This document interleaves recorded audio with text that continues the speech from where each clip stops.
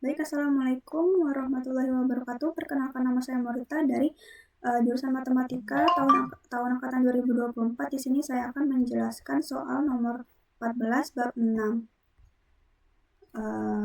Kelompok 3 praktikum Apro. Logikan dan deskripsi programnya, kita masuk ke fungsi main. Kita perlu mendeklarasikan variabel n, lalu meminta pengguna memasukkan bilangan n dan memeriksa apakah n negatif. Jika iya, tampilkan pesan bahwa faktorial tidak terdefinisi untuk bilangan negatif. Jika n tidak negatif, maka hitung faktorial dengan faktorial n.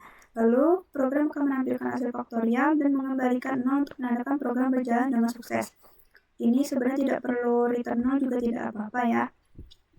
Lalu untuk fungsi faktorial n, memeriksa kondisi batas. Jika n sama dengan 0 atau 1, maka faktorialnya adalah 1. Lalu menghitung faktorial menggunakan rekursif dengan cara mengalihkan n dengan faktorial n-1 dan menggunakan hasil kali, fungsi kali yang telah dibuat sebelumnya. Untuk fungsi kali dengan parameter x, y, dan juga hasil sama dengan 0 dengan tipe data integer semua. Di sini memeriksa apakah y sama dengan 0 jika hasil perkalian selesai dan mengembalikan hasil.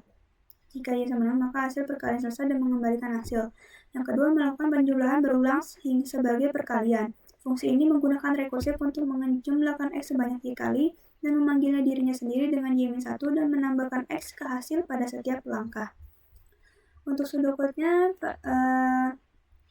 deklarasikan variabel n dengan tipe data integer, lalu input n, lalu cek apakah n kurang dari 0. Jika iya, maka faktorial tidak terdefinisi.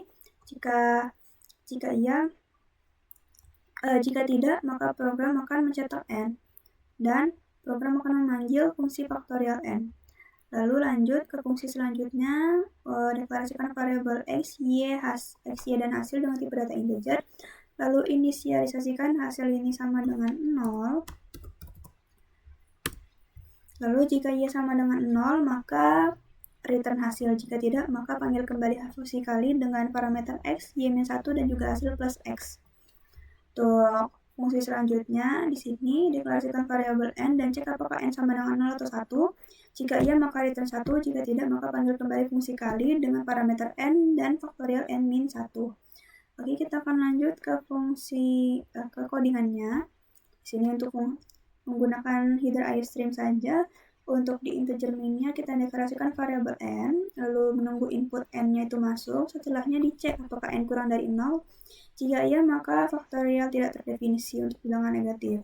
Jika tidak, maka program akan mencetak hasil dari faktorial n. Untuk faktorial n, dicek apakah n sama dengan 0 atau n sama dengan 1. Jika iya, maka return 1 atau kembalikan nilai 1. Jika tidak, maka panggil fungsi kali dengan parameter n dan faktorial n min n. Faktorial n min 1. Untuk fungsi kali dengan parameter x, y, dan juga hasil sama dengan 0 dengan tipe data integer dimulai dengan mengecek apakah y sama dengan 0. Jika iya, maka kembalikan hasil.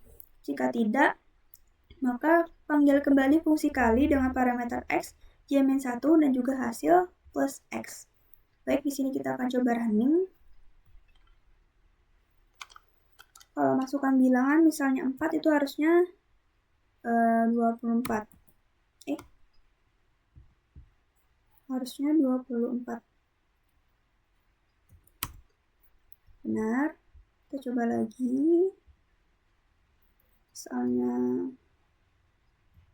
5 itu 120. Lalu kita coba 10.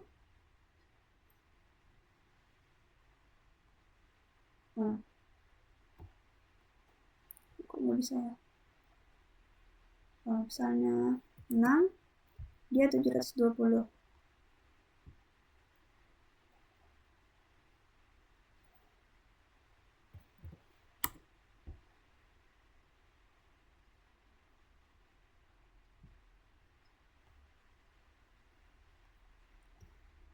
Baik, sekian dari saya untuk soal nomor 14. Saya akhiri. Wassalamualaikum warahmatullahi wabarakatuh.